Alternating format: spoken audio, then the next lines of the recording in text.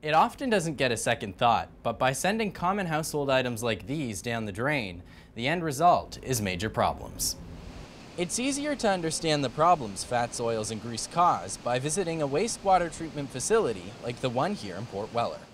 What we wanted to do is to invite the media in and give them an idea of some of the problems that we have in our wastewater treatment process, specifically related to fats, oils, and greases, and items that are really not meant for a wastewater treatment process.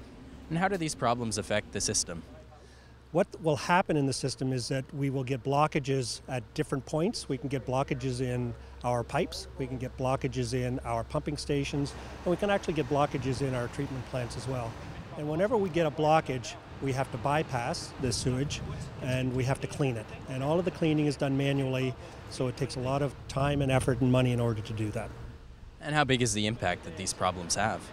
It can be pretty extreme. The systems are meant to operate mechanically, so we're dealing with big pumps, and anytime we have to take a big pump out of service and fix it, it costs a lot of money to us. The Niagara region is doing everything they can to educate households on the matter, including the launch of a new campaign warning people about fog. We've created two videos. One is a fog video, and what fog basically tells the residents of Niagara is how to safely dispose of their fats, oil, and greases. And the other campaign we have is toilets are not a trash can.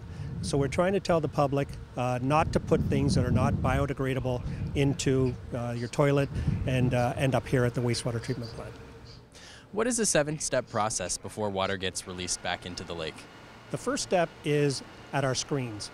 And the screens are designed to take out big items that are not treatable.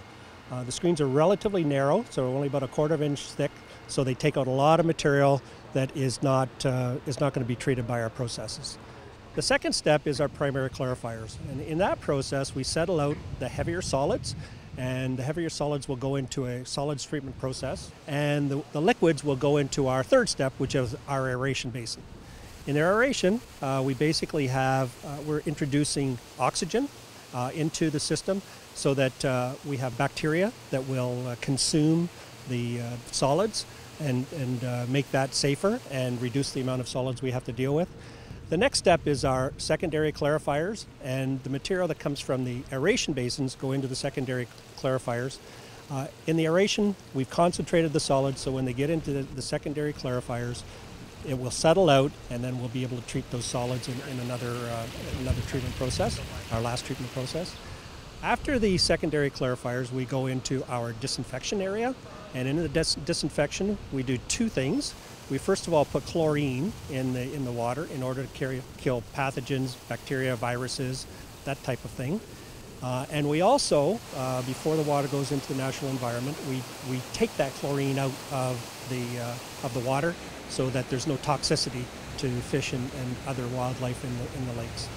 The last of our treatment process is our solids treatment, and those are our digesters.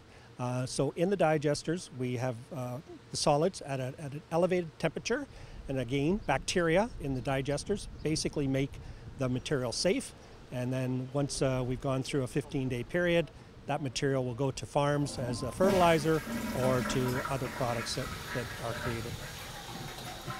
The takeaway is to always remember to think twice before sending something down the drain. Although it may say flushable on the packaging, chances are it's probably not. In St. Catharines, reporting for The Source, I'm Brendan Sylvia.